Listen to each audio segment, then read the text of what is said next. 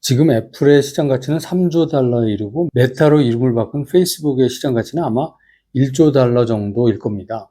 1조 달러라 얼마나 큰 숫자인지 감이 잘 잡히지 않습니다. 이렇게 비교하면 쉬울 것 같습니다. 우리나라에서 제일 잘 나간다는 6만, 7만 삼성전자가 450조니까 삼성전자가 메타의 3분의 1 규모입니다.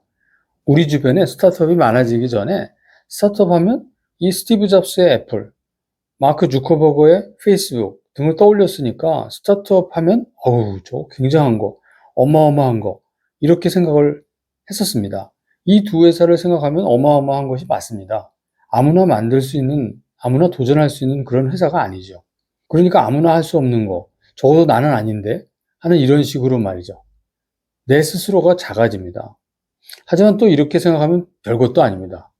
이들의 시작이 좁디 좁은 창고에서 혹은 기숙사 방에서였습니다. 시작은 초라합니다. 첫 번째 투자를 받고 어려운 과정을 잘 헤쳐가면서 다시 투자를 받고 또 다른 어려움을 헤쳐나갔습니다. 그래서 이야기하는 겁니다. 누구나 도전할 수 있다고요. 어느 시점부터 애플과 메타가 제시하는 비전과 실행력을 믿고 투자자가 더 많아지고 이 자금으로 회사를 인수하는 방법으로 기술도 확보하고 몸집을 키웠습니다. 스타트업이라고 꼭 그렇게 큰 회사로 키우는 것을 머리에 넣을 필요는 없습니다. 어느 시점에 회사를 팔고 엑시트하는 것도 성공입니다. 스타트업의 성공이죠. 스타트업과 이전부터 있던 유명한 기업과는 좀 다릅니다. 스타트업은 창업가와 팀들이 만들어낸 기업 상품입니다. 경제 시스템 내에서 거래가 되는 상품 개념으로 이해할 수 있습니다. 네카라쿠 베당토, 이제는 더 많아져서 얼마 전부터는 지기아 몰두센까지 이야기를 합니다.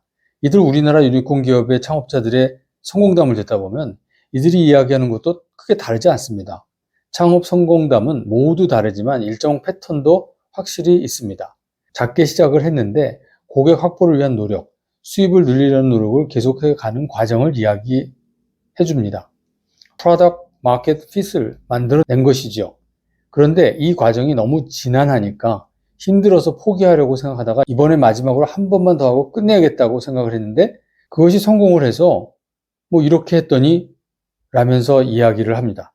이야기의 결론에는 창업자들이 운이 좋았다는 식으로 직접 표현도 하고 그런 느낌으로 이야기를 마무리하기도 합니다.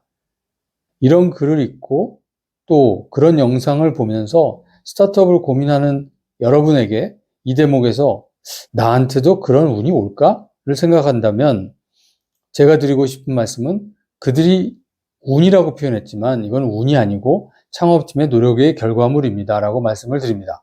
그러니까 준비하고 왔노라 보았노라 이겼노라가 아니라 시작하자 노력하자 포기하지 말자. 여러분도 스타트업을 시작하실 수 있습니다. 감사합니다.